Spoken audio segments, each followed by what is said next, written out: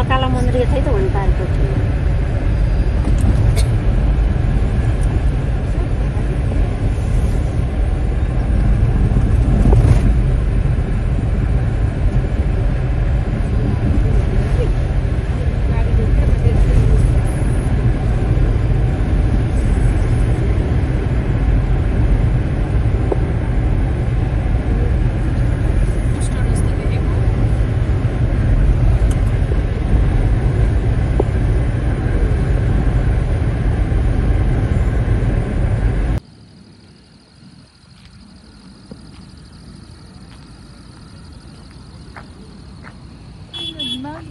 अगाडि चाहिँ तिमी उता कहाँ खिचिरहेको छौ जस्तै छ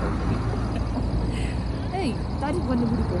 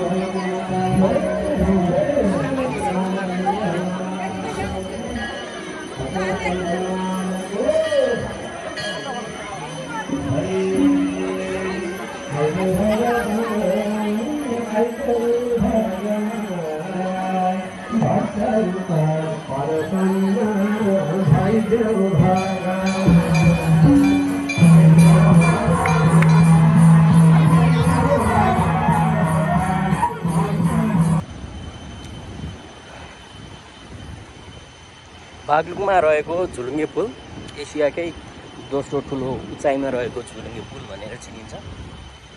एकदम रमणीय स्थान हो र अलिअलि थ्रिलिङ फिल पनि हुन्छ जुन यो उचाइमा छौँ अहिले हामी। एकदम थ्रिलिङ छ, थ्रिलिङ छ।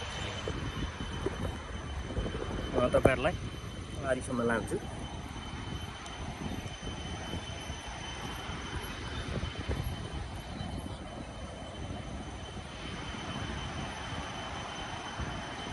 बिचमा आउँदाखेरि चाहिँ अलि छुट्टै खालको अनुभव हुँदो रहेछ।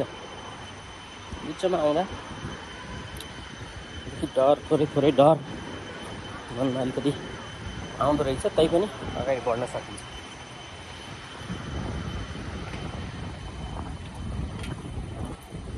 यो पुल जुन ठाउँमा रहेको छ त्यसको छेउमै कालिका, भगवती कालिका मन्दिर छ।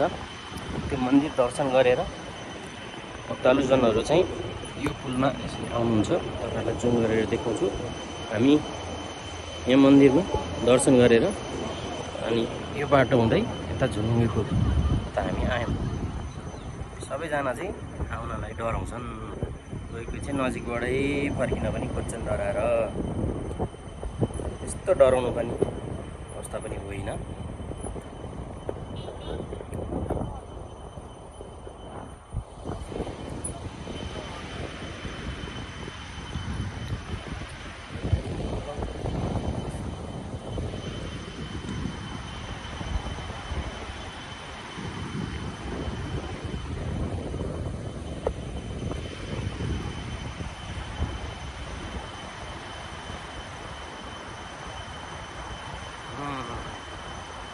यो हो नि त आउनै पर्ने ठाउँ यो हो। उता कुस्मामा चाहिँ यस्तै अग्लो, यति अग्लो त छैन तर यस्तै अग्लोमा चाहिँ बन्जी जम्पिङ पनि यहाँनिर चाहिँ छ। यतिको हाइटबाट बन्जी जम्प हानिरहेको हुन्छ नि। त्यो परको बाटो देख्नु भएको छ, त्यो चाहिँ बेनी जाने बाटो हो। त्यही बाटो हुँदै हुँदै हुँदै जोमसोङ मुस्ताङ जाने बाटो हो। अनि यतापट्टि खोला यो साइडको बाटो भनेको चाहिँ बागलुङ जाने बाटो। यो बाटो त्यो हुँदै हुँदै हुँदै यहाँ माथि यहाँ कालिका मन्दिर हुँदै उता बागलुङ परपट्टि लाग्छ। एकदम रमाइलो छ, सौन्दर्य दृश्यहरू देख्न सकिन्छ। परका डाँडा पाखाहरू पनि मजाले खुलेका छन्। आज रमणीय स्थानमा भ्रमण चाहिँ सबैले एकपल्ट गर्नुपर्ने हो।